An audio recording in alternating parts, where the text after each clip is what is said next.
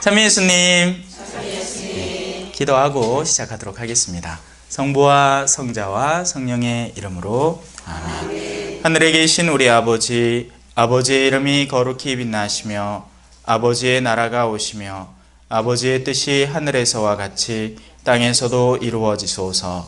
오늘 저희에게 일용할 양식을 주시고 저희에게 잘못한 일을 저희가 용서하오니 저희 죄를 용서하시고 저희를 유혹에 빠지지 않게 하시고 악에서 구하소서.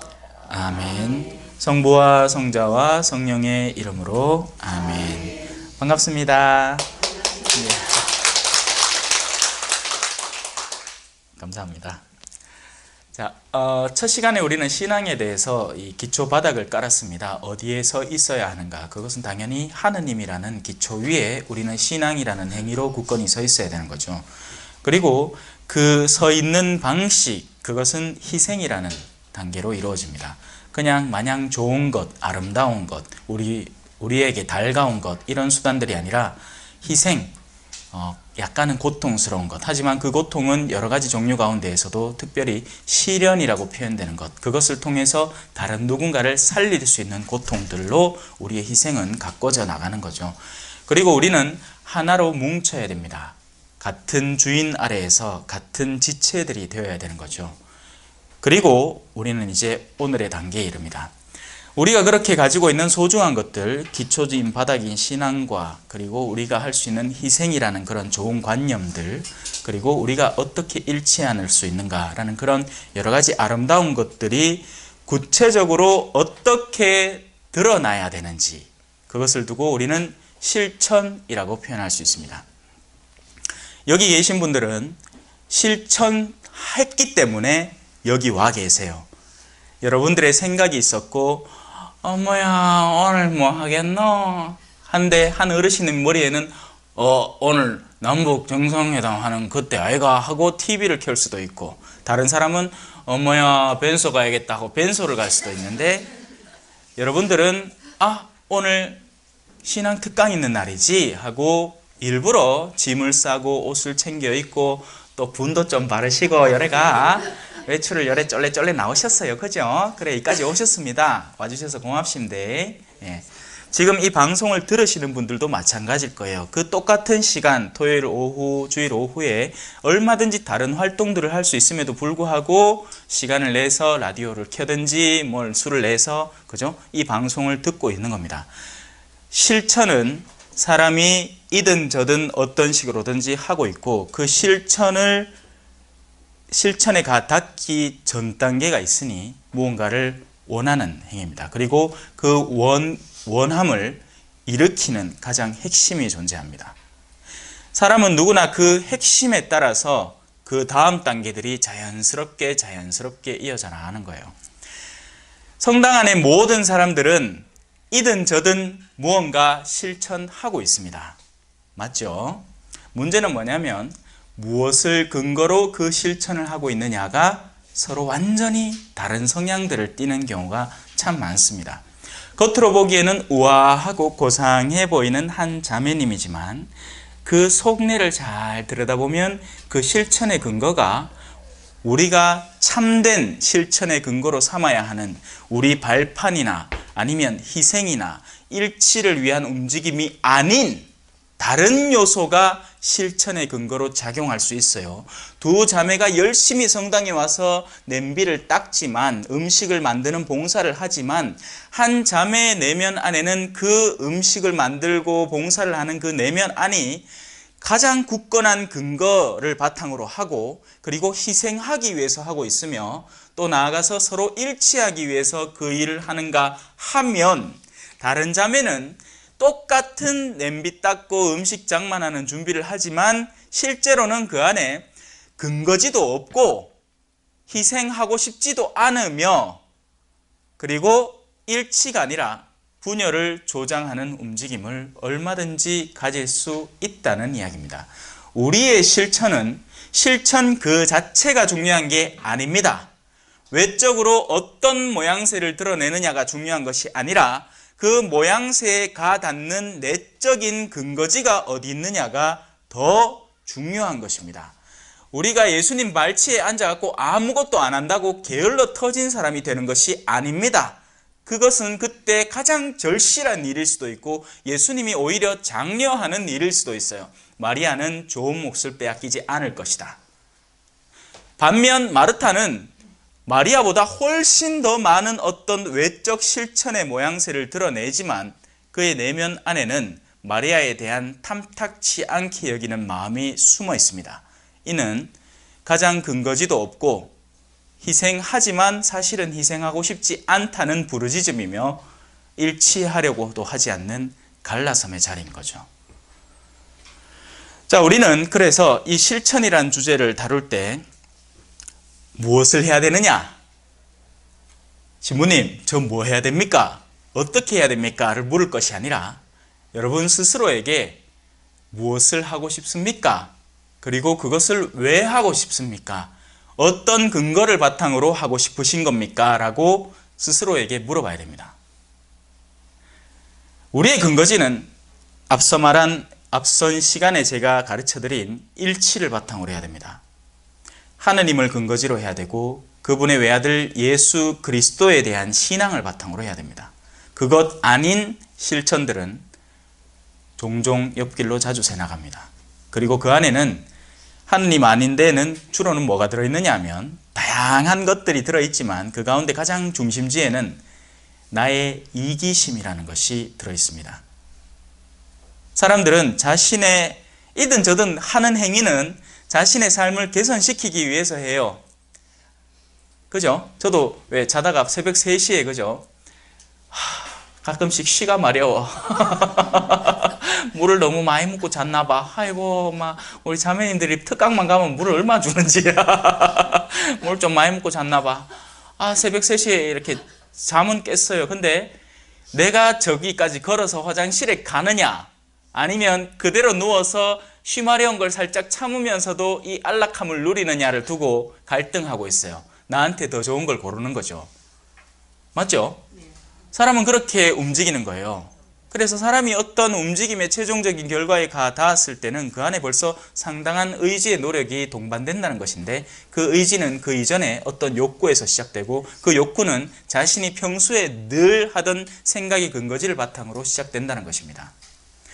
그래서 사람이요, 어느 날 한 번도 누군가를 돕지 않던 사람이 어느 날 갑자기 돕는다고 해서 이 사람이 뭐가 바뀌었구나 하고 착각하지 마세요. 자기가 늘 두고 있던 그 근거지를 바탕으로 오늘은 요 일이 필요하기 때문에 곧다고 일을 할 뿐이지 평소에는 안 할 사람이고 요 일 끝나고 나면 다시는 안 할 가능성이 거의 90%입니다. 사람은 그렇게 확 변하기가 쉽지 않아요. 설령 변한다고 하더라도 다시 주변에서 유혹이 다가오고 우리 씨앗 비유 알죠? 그죠? 숨이 막히고 세상 걱정에 숨이 막히고 아니면 다른 뜨거운 해가 떠올라서 시련이 다가오고 이러면 그 싹은 금방 말라버립니다. 씨는 언제나 뿌려질 수 있어요. 지금 이 순간에도 제가 하는 일은 여러분의 마음밭에 씨앗을 열심히 뿌려드리는 겁니다. 여러분들이 하느님을 사랑하고 그분 안에서 희생하도록 결심하며 서로 일치하도록 만들기 위해서죠. 하지만 그렇지 않은 움직임들이 너무나 많다는 것입니다. 특별히 일치라는 부분에 있어서 여러분, 일치는 어떻게 하는 게 일치일까요? 야야야, 우리 있나? 우리 무슨 그룹이니까 오늘부터 우리 열심히 하자. 하나 둘 셋 화이팅! 지금 이 사람들 뭐 하는데? 청백전 하는데 청팀이고 홍팀하고 싸워야 돼. 자기들끼리 일치 잘해요. 왜? 적대시하는 누군가와 싸우려고. 이게 가능할 때가 있습니다. 언제? 죄악과 힘껏 싸워 승리 거두자. 우리는 평화의 군대일 때는 가능한 일이에요. 그런데 여러분들이 하는 그 모든 일련의 결집과 대립이 정말 선과 악의 결집과 대립일까요? 아니라는 이야기입니다. 자기들끼리의 이해관계가 모여서 다른 이해관계를 내치고 있는 것일 뿐이에요. 그렇기 때문에 우리의 결집은 일치가 아닌 거죠. 그건 이해관계들의 모임일 뿐인 겁니다. 자, 대충 일단 운을 띄워놨습니다. 실천이라는 것이 어떤 것이 되어야 되는지. 이제 고린토서 3장 안에서 과연 어떤 것으로, 아니 4장이죠. 4장 안에서 어떤 것으로 살펴봐야 하는지 한번 살펴봅시다. 그러므로 누구든지 우리를 그리스도의 시종으로 하느님의 신비를 맡은 관리인으로 생각해야 합니다. 우리는 그리스도의 시종입니다. 내가 주인인 주인 마님이 아니고 내가 하는 일이 영광이 나한테 돌아오게 되는, 왜? 내가 생각해서 내가 만들어낸 일이니까. 제가 아까 얘기했죠. 하느님의 아름다운 뜻을 가로막는 존재들이 있고 그 가로막는 존재들의 유형에 따라서 그마다의 움직임들이 다 달라진다고. 인간의 이기심은 다채로운 활동과 온갖 것들을 만들어내요. 왜 그럴까요? 빨아당기려고. 뭘? 사람들의 영광을 자기 자신에게 빨아당기려고 하는 겁니다. 굉장히 조심하셔야 돼요. 하지만 우린 너무나도 익숙해져 있습니다. 그 흐름에. 제가 어떤 모임을 가든지 어떤 사람과 대화를 하든지 거의 10중 8구는 일단 자기 자랑부터 시작합니다. 막 자기 자랑이 끊이는 데가 없어요. 사실 아닌 척 하면서 다 자기 자랑하고 있어요. 아이고, 내가 어제 요런 힘든 일이 있었는데, 아이고, 내가 어디 회원인데요, 별거 아닌데. 겸손한 사람은요, 말을 굉장히 삼갑니다. 그리고 정말 상대와 나에게 유익한 말, 그런 말들을 정말 신중하게 꺼내요. 그래서 그런 사람 만나보면 재미 되게 없었기라. 막 옆에가 제잘제잘 막 TV 보는 거 맨키로 막 재밌게 막 해줘야 되는데, 그런 사람 만나면 가고 있거든. 얘기해라, 내 들어줄게.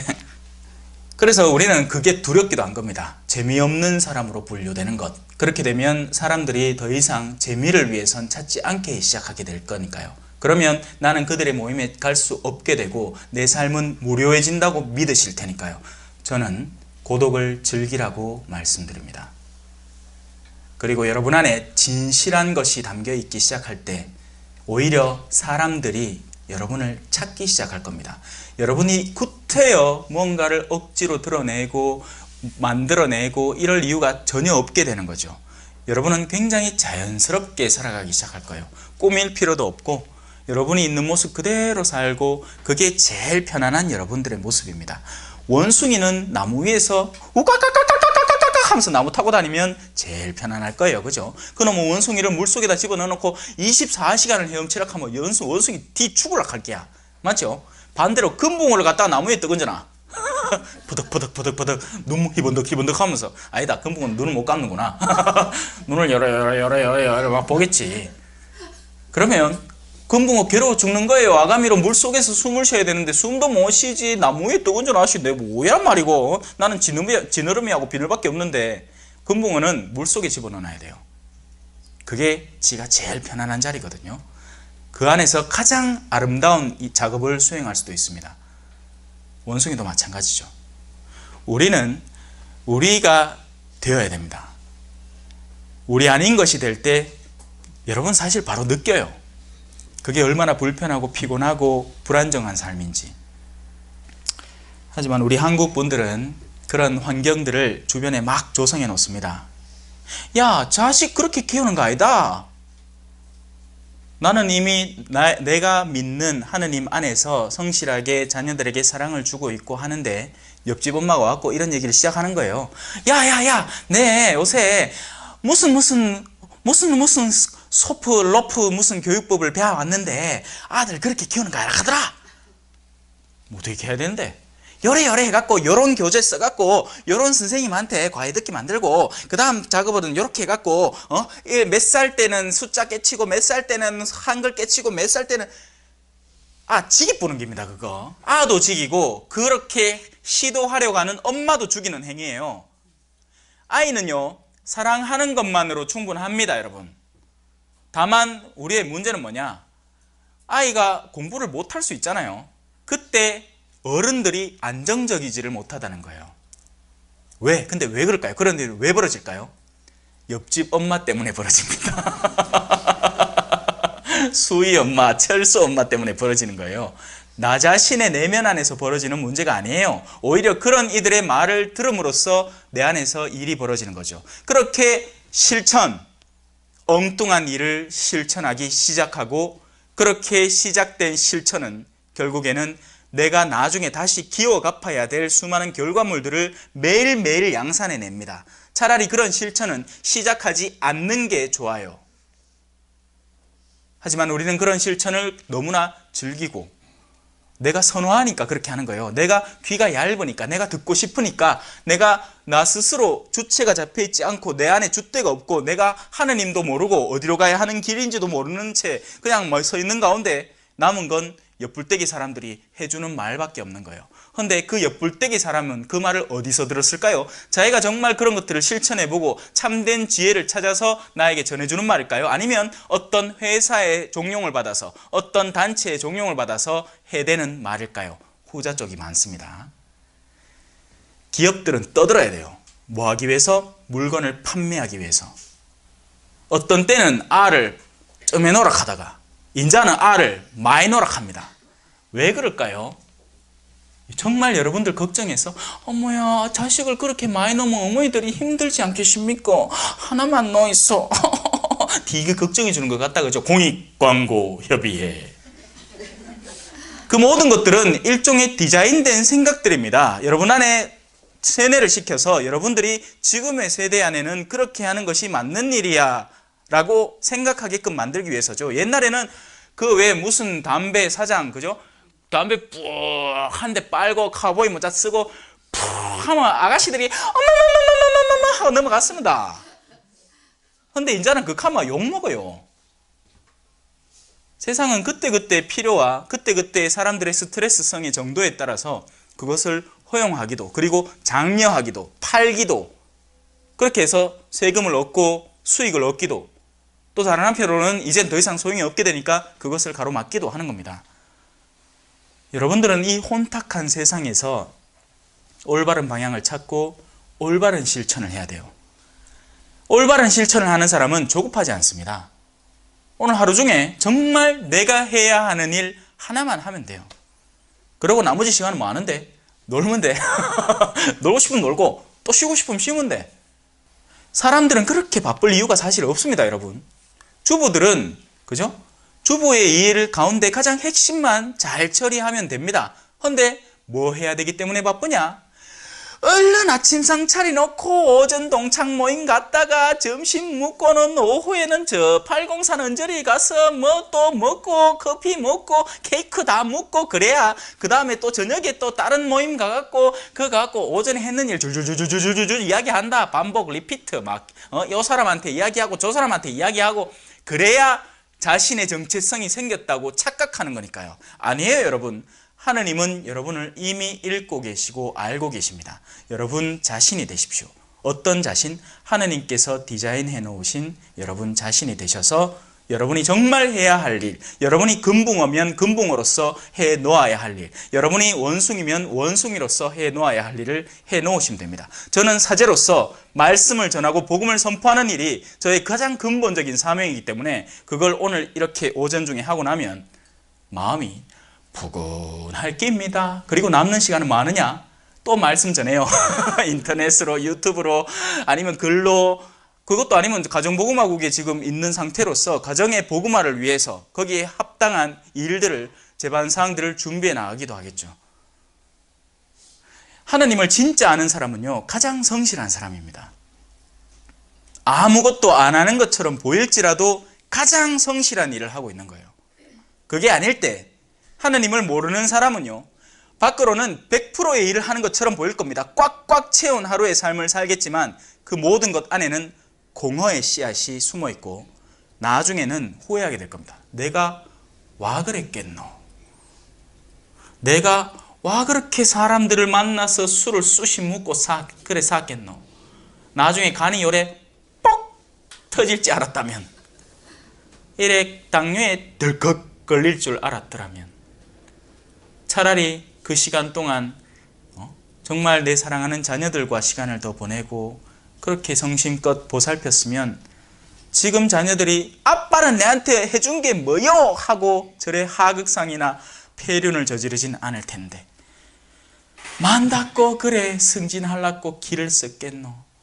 뭘 그렇게 겁을 냈을까에. 무릇 관리인에게 요구되는 바는 그가 성실한 사람으로 드러나는 것입니다. 자, 성실함. 우리 한국 사회의 어떤 일종의 병이라고 하면 병이 있죠. 우리는 성실하고 싶어요. 그러니까 게으른 사람으로 비춰지고 싶지 않은 거예요. 그런데 그 게으름과 성실의 기준점을 하느님에게 둔 것이 아니라 바로 세상 사람들에게 뒀기 때문에 우리는 엉뚱한 성실함에 빠져들어 있는 거죠. 이에 대해서는 아까 다 설명을 했습니다. 그죠? 한 자매의 일상의 삶이 아침부터 시작해서 왜 그렇게 바쁘게 돌아갔으며 왜 그런 헛된 짓들을 많이 남겼는지를 우리가 지혜를 깨치고 나면 비로소 알게 되는 거죠. 우리에게 요구되는 성실함은 하느님의 뜻 안에서의 성실함입니다. 하느님의 뜻이 어디 있는지를 알고 그리로 가려면 어떻게 내 마음을 추스리고 가꾸어 나가야 하는지를 올바로 알 때 그때부터 비로소 참된 성실함이 거기서부터 새어나오기 시작하는 거예요. 여러분은 그런 성실함을 회복하셔야 돼요. 여러분은 다 성실해요. 알아요. 얼마나 성실한지 몰라. 성당 안에서 나름 그죠? 활동하시는 분들이 이 계산성당이 무료 특강 있다는 소식도 듣고 이까지 오는 거예요. 안 가면 벌써 저 그냥 딴 거 하고 있고 집에 그냥 TV 틀어놓고 홈쇼핑 보고 앉았다. 안 가고 여기 왔잖아요. 여러분은 성실한 사람들이에요. 근데 이 성실함은 여러분들이 웬만한 데 가서 누릴 수 있는 성실함보다 으뜸 성실함이 될 겁니다. 그러나 내가 여러분에게 심판을 받든지 세상 법정에서 심판을 받든지 나에게는 조금도 문제가 되지 않습니다. 심지어는 나도 나 자신을 심판하지 않습니다. 라고 3절에서 이야기합니다. 바울 사도는 기본적으로 세상 사람들, 내 주변의 사람들에 대한 나의 의견, 그것에 구애받지 않습니다. 거기에서 자유로운 상태에 있어요. 바울 사도는 또 세상 법정, 세상적인 가치관들이 요구하는 그런 삶의 방향에도 구애받지 않습니다. 그래서 바울 사도는 그런 것들로 인해서 생겨나는 실천에 목매달 필요가 없어요. 신부님 머리를 파마를 좀 하지요. 아이고 신부님 염색을 좀 하면 어떻겠노.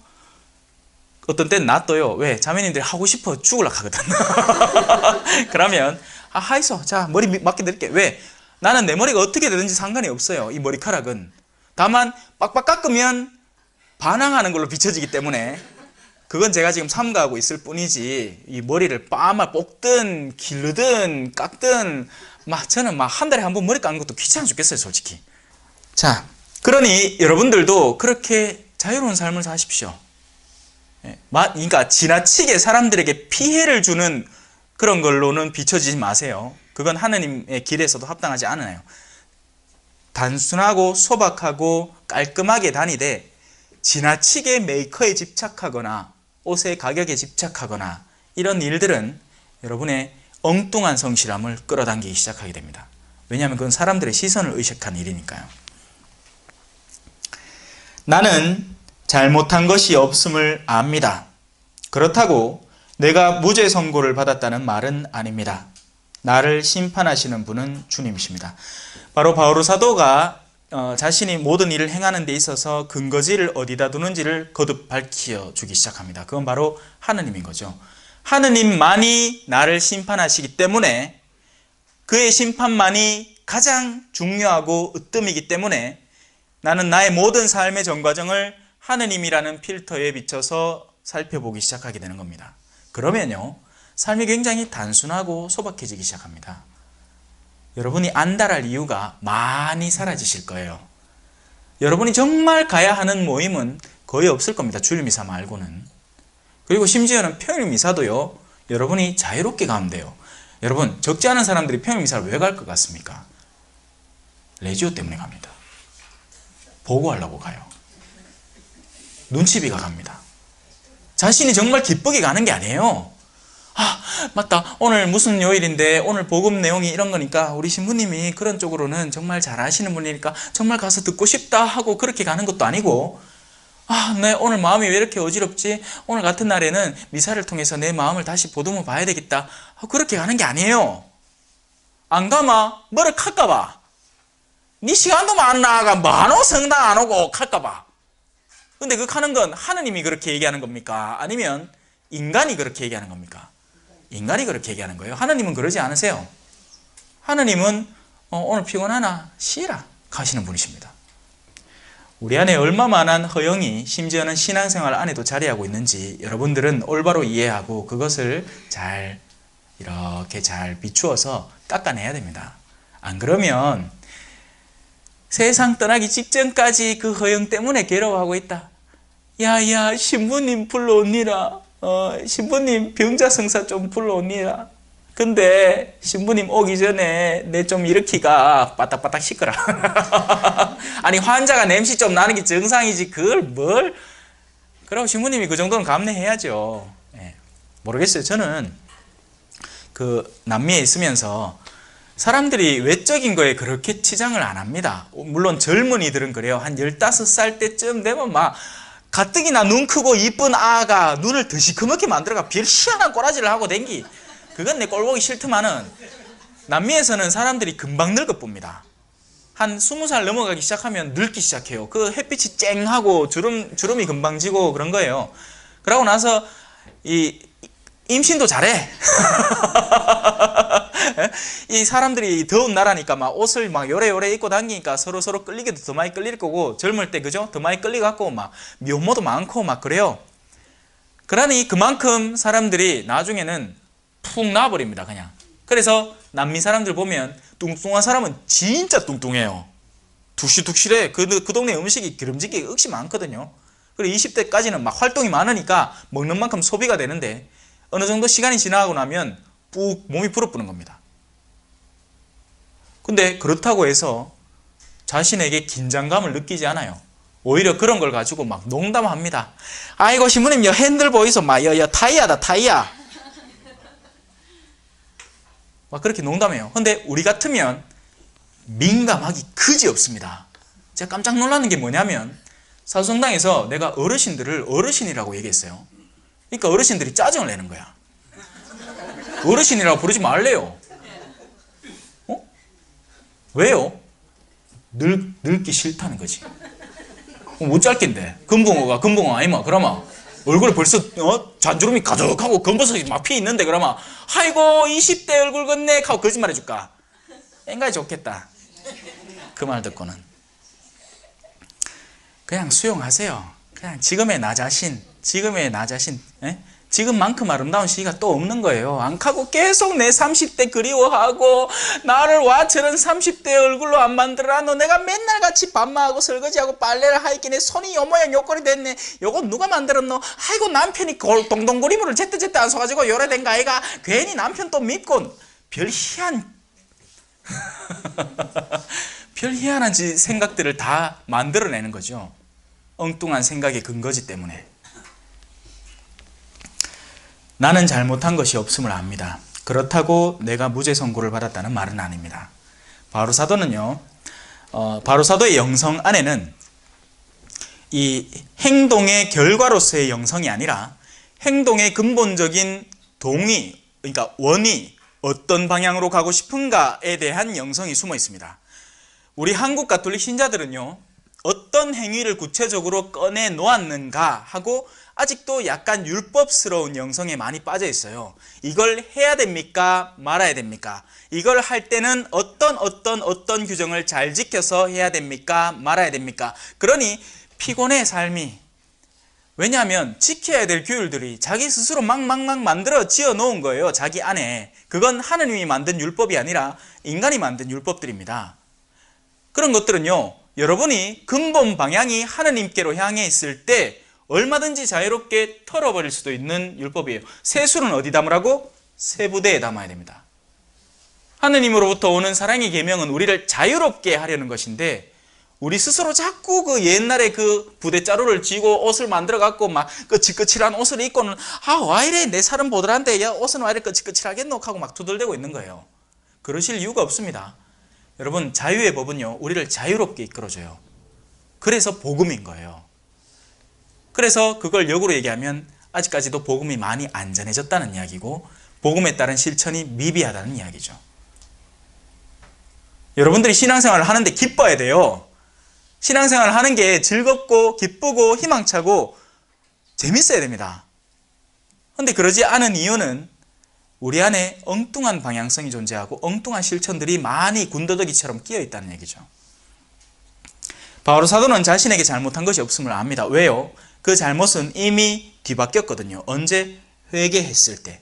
자신이 이전까지 그리스도인들을 박해하고 율법에 사로잡혀 있고 그 율법적인 엄정함에 의해서 그리스도인들을 박해하는 것을 옳은 일이라고 착각하고 있을 때 자신이 잘못했다는 것을 잘못했었고, 이제는 아니라는 거지. 이제는 하느님을 더 사랑하기 위해서 무엇을 하면 좋을까를 늘 연구하고 강구하고 자신에게 다가오는 그 어떤 크기의 십자가라도 거뜬히 지고 갈 마음의 준비를 갖추고 있기 때문에 바오로 사도는 떳떳하고 자기에게 잘못이 없다는 것을 아는 겁니다. 제가 간혹 그런 비유들을 많이 들어드렸는데, 울타리와 그 울타리 근처에 있는 양의 비유입니다. 우리는 울타리 근처에서 놀면 안 돼요. 울타리 안으로 주인 가까이 어떻게 하면 더 가까이 다가갈 수 있을까를 늘 고민하셔야 됩니다. 그러면 울타리를 더 이상 걱정하지 않게 돼요. 울타리가 왼쪽에 있든 오른쪽에 있든 왼쪽이 높든 오른쪽이 높든 삼각형이든 사각형이든 아무 상관없어. 왜? 나는 예수님 손잡고 언제 어디나 돌아다니고 있을 테니까 울타리를 왜 걱정합니까? 안 가고 예수님 손 안 잡고 울타리 근처에서 놀고 싶고 세상 사람들의 의견이 중요하고 귀가 얇고 한데 세상에 나가려니 울타리가 나를 가로막고 있고, 아마 딴 자매들은 다 남편 몰래 딴 애인이 한 명씩 있대. 나도 그러고 싶은데 내 10계명은 어디까지 흥하나 보고 싶은 기라. 저 신부님요, 간음하지 말라 하는데요, 간음이 무슨 뜻인겨? 내가 만약에 신부님요, 만약에 남편 말고 딴 남자를 좋아할 수도 있지 않나요? 할 수 있죠. 누구? 장인어른. 좋아하람. 백날 좋아하세요. 뭐라 합니까? 이 질문의 의도 자체가 나쁜 겁니다. 아시겠어요?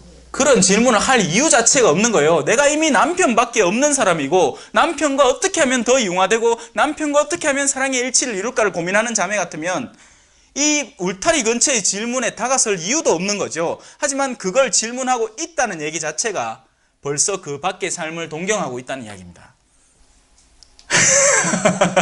저 신부님이 왜 저래 잘할까 싶기도 하고 궁금하죠, 그죠? 여러분, 영적인 체험은요, 우리의 외적인 체험이 여러분은 많은 게 맞아요. 여러분이 연세가 한 60세, 70세 되셨으면 벌써 삶의 거의 모든 과정들을 체험하셨어요. 문제는 뭐냐? 그 체험들이 내 안에 어떻게 소화되어서 구체적인 실천 과정으로 변화되어 가고 있는가가 문제입니다. 안 그러면 어릴 때 사탕 줘! 이게 내 거야! 하고 싸우던 어른이 유산 줘! 유산 내 거야! 하고 싸우는 거와 똑같은 거예요. 둘이 하나도 안 변한 거죠. 똑같은 체험인데, 완전히 똑같은 체험인데 내가 욕심내서는 안 되고 내 동생과 나누어 먹어야 되고, 아니면 심지어는 내가 형이니까 내가 먹을 수 있을 만한 것도 나누어 줘야 되는데, 이 유산도 마찬가지인 거죠. 지금 나에게 당장 크게 필요 없고 나는 떳떳하게 살 수 있고 나는 형이거나 아니면 나는 신앙인이기 때문에 영적으로 더 성숙해 있어야 되는 입장인데 그걸 안 하고 상대 걸 빼들어 먹으려 하다가 폐가 망신하게 되는 거예요. 이게 단순히 육적인 걸로 망신하면 다행인데 영혼을 잃게 된다는 얘기입니다. 아니, 형제하고 싸우는 인간이 하느님 나라에 어떻게 들어갑니까?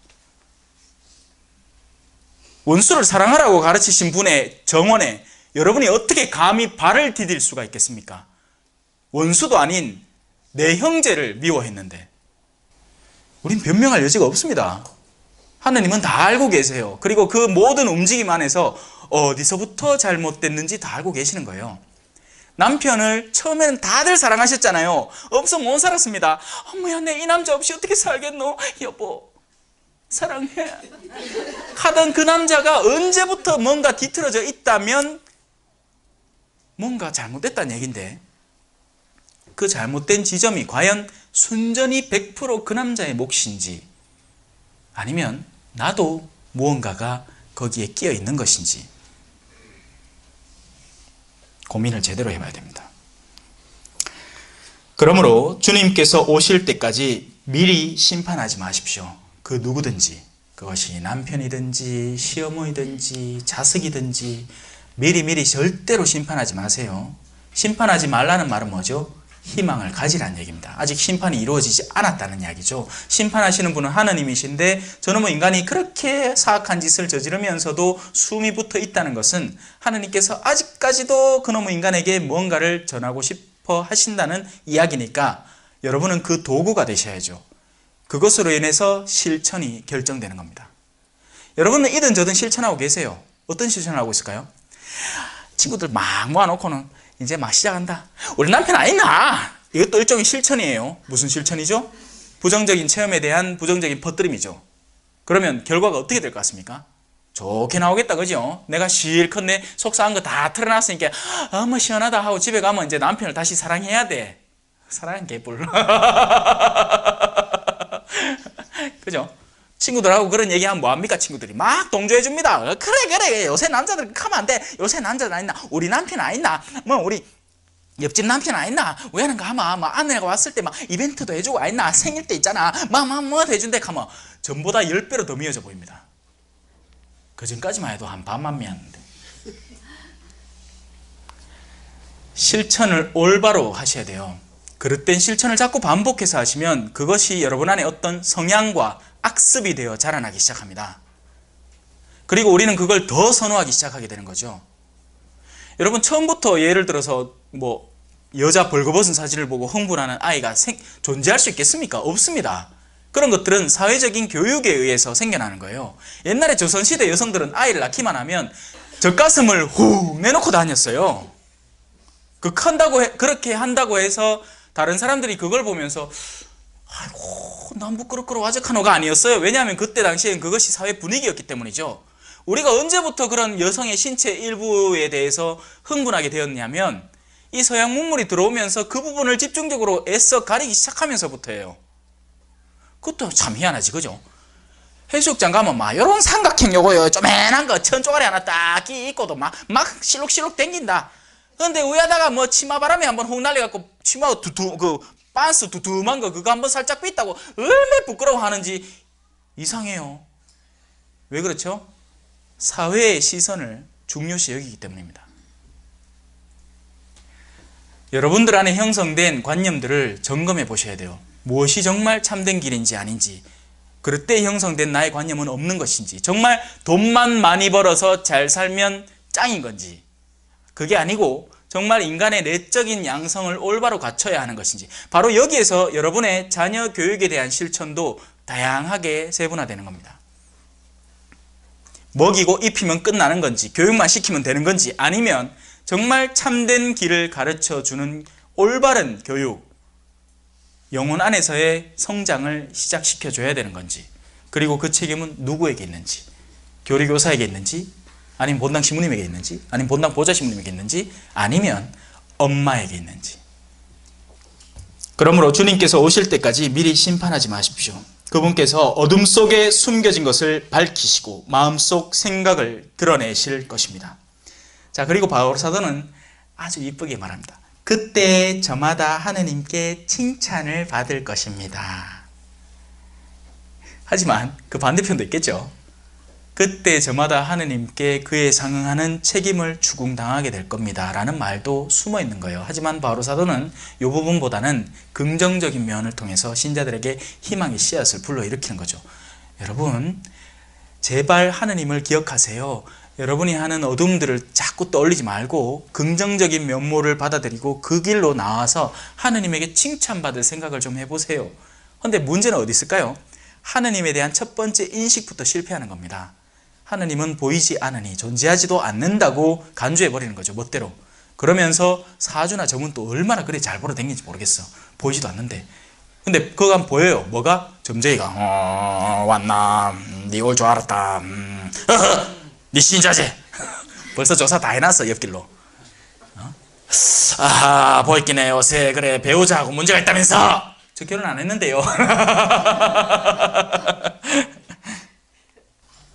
형제 여러분, 나는 여러분을 위하여 이 모든 것을 나 자신과 아폴로에게 적용시켜 이야기하였습니다. 여러분이 기록된 것에서 벗어나지 마라 한 가르침을 우리에게 배워 저마다 한쪽은 얕보고 다른 쪽은 편들면서 우쭐거리는 일이 없게 하려는 것입니다. 누가 그대를 남다르게 보아줍니까? 그대가 가진 것 가운데에서 받지 않은 것이 어디 있습니까? 모두 받은 것이라면 왜 받지 않은 것이냐 자랑합니까? 여기에서 우리가 하는 흔한 자랑거리들의 근거지가 어딘지 분명해집니다. 여러분들이 자랑하는 이유는 여러분들 거라고 생각하기 때문이고, 여러분들이 그걸 자랑스럽게 여길 만한 근거지가 여러분 자신에게 있기 때문이라고 생각하는 겁니다. 저는 제가 이날 이때까지 살아있을 수 있는 이유가 하느님 때문이라고 이야기합니다. 제가 이렇게 여러분들 앞에서 복음을 전할 수 있는 그 모든 근거지는 저 자신의 능력치에 있지 않다고 얘기를 합니다. 그리고 그건 사실이에요. 오늘만 해도 아침에 기도했습니다. 아침 먹고 나서 따로 아침 이사 때 말고 따로 주님 그 성체 앞에 앉아갖고 주님 내 오늘 어떡해 어떡해요 왜 해야 되죠?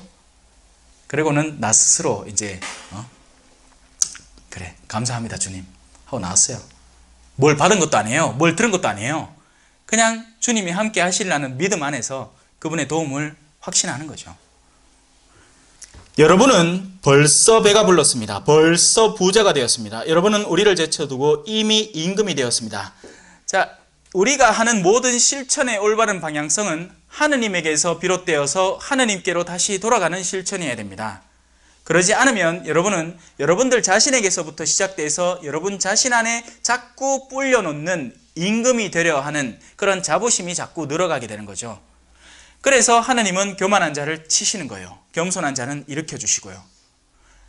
그래서 사람들 만나면 금방 알잖아요. 이 사람이 교만한 사람인지 아닌지. 암만 겸손한 척을 해도 소용이 없습니다. 교만한 사람이라는 게 금방 드러나요. 제가 옛날에 부자 동네 부자 성당에 보좌 신부로 있을 때 어떤 아저씨가 삽니다. 아이고 우리 내가 이런 차에 신부님을 모시도 되겠나. 그 차 얼마짜린데 4억쯤 될 기라. 몰라 얼마짜리인지 내 모르지. 내 뭐야 너 내 타는 차는 꼴랑해야 그거밖에 안 되는데 뭐 외제차죠. 뭐 의자도 희한해. 그 밑에 한 공기 움직이고 한 고개 움직이고 한 팔 움직이고 색 난리다. 근데 겉으로는 겸손한 척 하지만 실제로는 그게 아닌 거죠. 앉자마자 시작됩니다. 아이고 신부님요 요거 짜더라. 우리 밥 먹으러 가는 데까지 그 성당에서 밥 먹으러 가는 장소까지 10분도 채 안 걸리는데 그 앉아갖고 이제 막 신부님 태웠다고 이제 신부님 옆을 떼기고 한번 움직이고 있어. 자랑하고 싶어 죽는 거예요. 자기 거라고 생각하는 거죠. 내가 이만큼 열심히 일해서 번 돈 안에서 내가 구입해낸 이 차량이니까 아니다. 회사에서 줬다 하더라. 그런 정도의 회사에 다니는 사람이니까 내가 얼마나 대단한 사람인지 당신은 신부지만 알아도 라는 얘기죠. 물론 그때까지만 해도 몰랐습니다. 저는 그때까지만 해도 우와 하고 탔어요. 우와 하면서 타고 우와 하면서 감잡기 보고. 근데 이제 돌아보니 그게 얼마만한 부끄러운 일인지가 다시 비춰져 보이는 거죠. 제가 어제 그 필리피서를 계산성당에 여기 어르신 대학에 와서 가르쳤어요. 그 안에서 이런 구절이 나옵니다. 그들은 자기네 배를 신으로 삼고 자기네 수치를 영광으로 생각한다고. 바로 그 모습하고 똑같은 거죠. 지금 우리가 곧잘 영광으로 간주하는 것들 있죠. 그건 바로 나의 이기성에서부터 시작돼서 내가 다른 이에게 끊임없이 드러내고 싶은 것들입니다. 그런 것들은 훗날 반드시 우리에게 수치로 되돌아오게 될 거예요. 우리가 자랑할 수 있는 건 단 하나뿐입니다. 그것은 바로 예수 그리스도의 십자가뿐입니다. 자, 내가 생각하기에 하느님께서는 우리 사도들을 사형 선고를 받은 자처럼 가장 보잘것없는 사람으로 세우셨습니다. 여러분 사제든 주교님이든 추기경님이든 다 똑같은 얘기를 하고 있는 거예요. 예수님의 제자들은요. 가장 보잘것없는 인간들 가운데서 열애열애 훌훌 털어갖고 자 네가 이제 일 시작해라. 왜? 이런 사람이라야 하느님의 능력이 제대로 드러나서 그의 변화 과정이 시작되는 것을 사람들이 보고 인지하고 깨달을 테니까요. 처음부터 야는 선발할 때부터 별 희한하게 별걸 다 잘하는 놈이었어. 그러면 딱히 이 사람이 뭔가 나중에 더 새로운 걸 잘한다고 해서 그것이 하느님으로부터 온 능력이라고 사람들이 믿지는 않을 거 아닙니까? 다 그 사람 박수 쳐줄 거예요. 그리고 신학생들 어머님들도 그렇고 신학생들 아버님들도 그렇죠. 박수 얼마나 받습니까? 하지만 그 모든 집안에 그 어떤 문제도 없을까요? 여러분들은 알고 계세요. 이미 아는 집안은 알아요. 저 사람은 신부엄마인데 와 저러노? 저 사람은 자기 자식이 수도자락하면서 와 저하겠노? 무슨 말이죠? 원래부터 그런 게 아니었다는 거예요. 우리가 성모님을 모신 이들이 아니라는 거죠. 성모님의 부모님은, 그죠? 어쩌면 성모님도 원죄 없이 잉태는 되셨지만 성모님의 부모님들도 나름의 불완전한 인간이셨을 수도 있습니다. 우리는 성인으로 삼고 있지만 실제 일어난 일은 어떻게 되는지 모르죠. 내가 생각하기에 하느님께서는 우리 사도들을 사형 선고를 받은 자처럼 가장 보잘것없는 사람으로 세우셨습니다. 그래서 우리가 세상과 천사들과 사람들에게 구경거리가 된 겁니다. 봐라, 이 하찮은 인간이 얼마나 하느님의 은덕을 통해서 새롭게 변화될 수 있고 더없이 위대한 일을 해낼 수 있는지. 그건 절대로 이 인간의 능력치가 아니다. 물론 그렇다고 해서 여러분들 걱정돼서 제가 한마디 사족으로 붙이면, 여러분들 자녀 신학교 보낼 때 제일 쓸데없는 보내지 마이세요. 아니다 신부님이 그래 가르쳤다. 제일 쓸데없는 인간이 그 위대하게 된다고, 그래 아무나 보내도 된다 하면서 막 벌써부터 막 담배 뻑뻑, 고등학생 때부터 담배 뻑뻑 피고 막 친구들하고 술 이빨 먹고 막 찔뽕대 갖고 막 하는 그런 친구들을 신학교 보내면 안 돼요. 그나마 성실하게 살락하는 그런데도 부족함이 있을 테니까 당연히 그런 아이를 보내셔야 됩니다. 여러분들 보기 이쁜 아이들, 그죠? 겉으로 이쁘나 말고, 겉으로 이쁘면 큰일 난다. 어제 신부님이 잘생기면 큰일 나요. 안 돼요. 신부님 좀 못생겨야 돼, 내 맨키로. 우리는 그리스도 때문에 어리석은 사람이 되고 여러분은 그리스도 안에서 슬기로운 사람이 되었습니다. 우리는 약하고 여러분은 강합니다. 여러분은 명예를 누리고 우리는 멸시를 받습니다. 지금 이 시간까지도 우리는 줄이고 목마르고 헐벗고 매맞고 집 없이 떠돌아다니고 우리 손으로 애써 일합니다. 이것이 옛날 사도들의 진짜 본 모습이었습니다. 그리고 오늘날 우리 사제들도 이렇게 일해야 돼요. 사실은 뭐 그렇다고 해서 실제적인 배고픔이나 실제적인 그런 게 아니라 하느님에게 목마른 사람, 하느님에게 배고픈 사람, 하느님의 그런 열정에 사로잡힌 사람으로 살아가야 한다는 것이죠.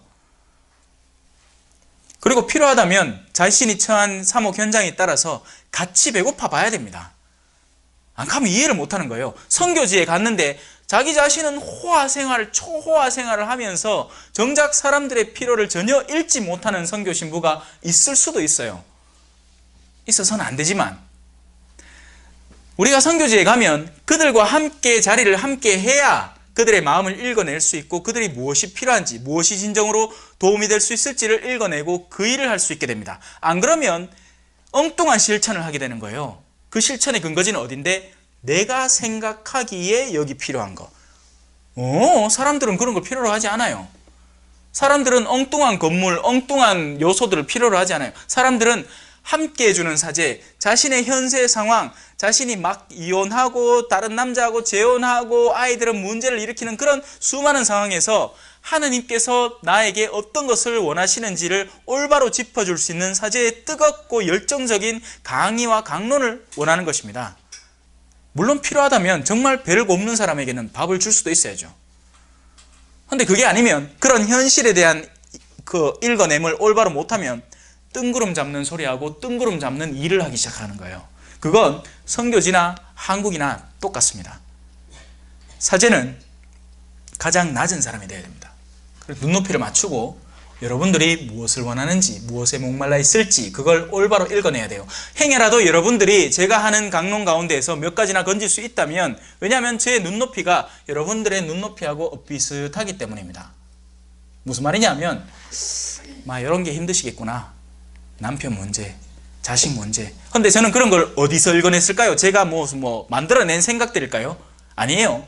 저는 고해성사의 자리에서 여러분들과의 만남의 자리에서 그 모든 대화들과 그리고 그 말고도 세상 안에서 일어나는 일들에 대한 복음적 시각을 바탕으로 여러분 광고만 봐도요 요즘 사람들이 무엇을 원하는지 금방 알 수 있어요.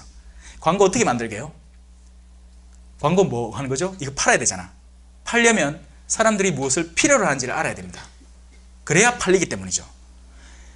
어떤 인터넷 기사를 보든지 제일 밑에 뭐가 있느냐면 성형수술, 살 빼는 거, 뭐 아니면 정력 이런 별 희한한 이야기들이 다 나옵니다. 왜? 사람들이 그걸 원하기 때문이에요. 기사의 우선순위는요, 기사의 1, 2, 3위 순위는 물론 뭐 조작할 수도 있겠지만 기본적으로는 사람들이 많이 읽는 호기심을 갖는 제목들로 이루어져 있습니다. 거기에는 불륜, 미모, 동안 이런 이야기들이 수두룩 빽빽해요. 그 말인즉슨 이 한국 사회가 얼마만한 허영심에 자기 과시 욕구에 사로잡혀 있는지를 알 수 있고 그만큼 영적으로 공허하고 허탈한지를 금방 읽어낼 수 있는 거죠. 중상으로 하면 좋은 말로 응답합니다. 자, 사람들이 욕을 하면 12절입니다. 사람들이 욕을 하면 축복해주고 박해를 하면 견디어내고 중상을 하면 좋은 말로 응답합니다. 여기 수많은 실천의 요소들이 나오죠. 그죠? 이런 실천들의 근거지는 어디일까요? 자기 자신 아닙니다. 왜? 만약에 내가 근거지라면 사람들이 욕하면 이씨 죽을래 하고 반박을 해야 돼요. 중상을 하면 나 그런 사람 아니다, 나 이런 사람이야 하고 반박을 해야 됩니다. 끊임없이 변명하고 반박해야 돼요. 하지만 우리의 근거지는 어디다? 모든 것을 읽어주시는 하느님, 모든 것을 알고 계시는 하느님이시기 때문에 우리는 설령 선한 의도로 한 일에 부정적인 결과가 다가온다 하더라도 억울할 일이 없습니다. 나의 근본 의도를 알아주시는 분, 그분은 하느님이시니까요. 하지만 그 하느님에 대한 신뢰가 없는 사람일수록 끊임없이 자기 변명에 시간을 소요해야 됩니다. 그럴 이유가 없어요. 사람들이 부정적으로 보면 만약에 거기에 그 사람 앞에서 이렇게 이야기를 해서 그 사람이 설득당하고 내가 진짜 한 일에 대해서 올바른 관념을 가질 수 있을 것 같으면 그렇게 하세요. 근데 거의 대부분은 그러지 않을 거예요.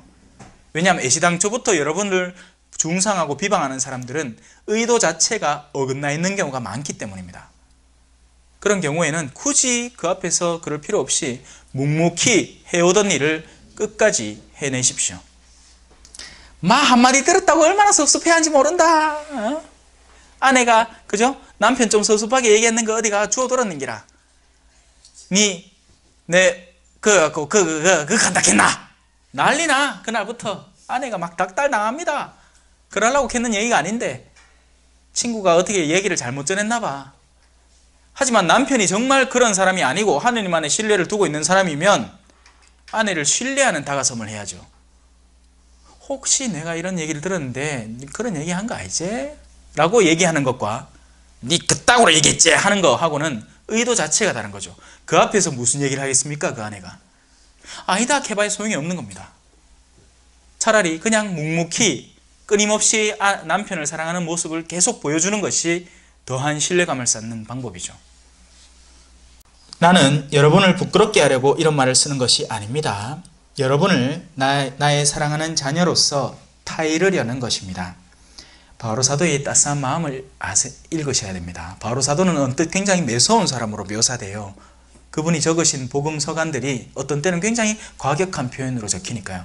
하지만 그분만큼 하느님을 알고 예수님을 잘 알아서 그 예수님의 온갖 특성들을 그대로 소화해낸 분도 없을 것 같습니다. 심지어는 베드로 사도도 한 소리 먹었어요. 기억나세요? 사도행전에 베드로 사도가 이방인들하고 밥 먹는데 유대인들이 오니까 어머야 나 이 사람들하고 안 먹디. 그 얘기를 듣고 가고 그러지 말라 했습니다. 그건 옳은 일이 아니라고. 여러분을 그리스도 안에서 이끌어주는 인도자가 수없이 많다 하여도 아버지는 많지 않습니다. 그리스도 예수님 안에서 내가 복음을 통하여 여러분의 아버지가 되었습니다. 소위 일종의 영적 아버지. 바로 사도는 자기 자신을 나는 여러분의 신부입니다 라고 하고 있는 거죠. 그리고 원래 신부님들은 그래야 맞는 거고요.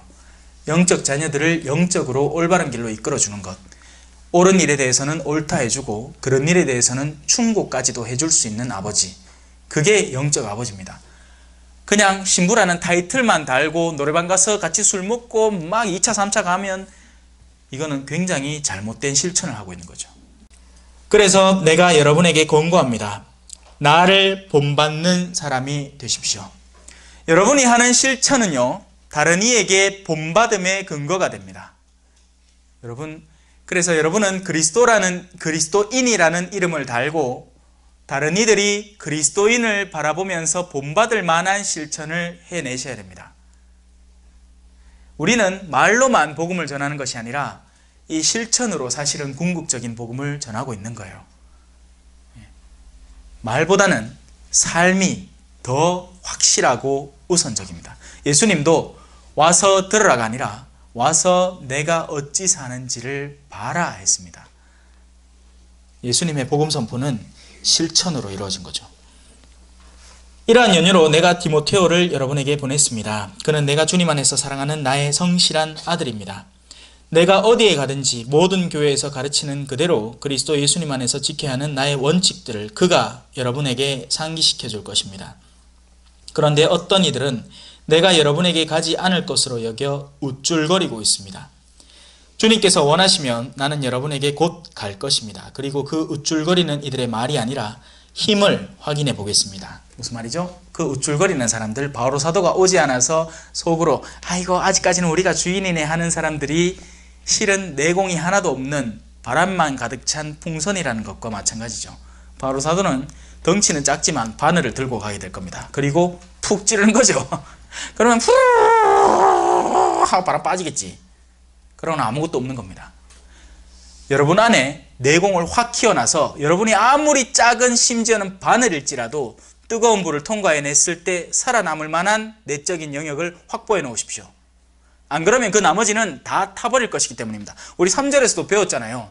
집을 짓는데 똑바로 안 지놓고 그 재료가 올바르지 않으면 그것이 어떤 시련을 당하고 나면 다 타버리고 없는 거예요. 남는 게 없는 거죠.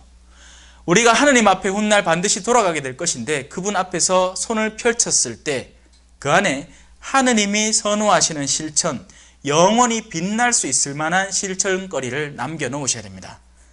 그건 외적인 요소들로 채워지는 게 아니에요. 여러분이 레조를 몇 차를 했느니 이런 것들이 전혀 안 남습니다. 레조를 단 한 번을 하더라도 정말 내가 온 마음과 온 정신과 온 영혼을 다해서 성모님을 사랑하는 마음으로 그 레지오를 한다면 그것만큼 아름다운 레지오도 없다는 것이죠. 단 첫 번째 주에라도. 하느님의 나라는 말이 아니라 힘에 있기 때문입니다. 바로 이것이 여러분에게 전해드리고 싶은 실천의 핵심입니다. 여러분은 실천하는 사람이 되어야 됩니다. 제가 앞서 했던 것을 간단하게 요약해 드릴게요. 실천의 근거지가 확고해야 됩니다. 그 근거지는 하느님이어야 됩니다. 하느님을 바탕으로 한 실천이어야 됩니다. 그 실천의 구체적인 방법론들은 여러분들이 십자가의 희생을 떠올리는 실천들이어야 됩니다. 그 십자가의 희생이라는 것은 무턱대고 많은 일을 외적으로 소화해내는 것이 아니라 때로는 이런 것도 십자가의 희생이 될 수 있어요. 어떤 거? 내가 당연히 나서서 내가 주목받고 내가 해야 될 일인데 그 일을 참는 것도 십자가의 실천이 될 수 있습니다. 그래서 십자가의 희생의 실천은 우리가 하느님이라는 근거지에서 그분에게로 다가갈 수 있는 참된 방법들을 올바로 분별해내는 데 있지 외적으로 괴롭고 힘든 일이라고 다 십자가가 아니에요. 잊지 마세요.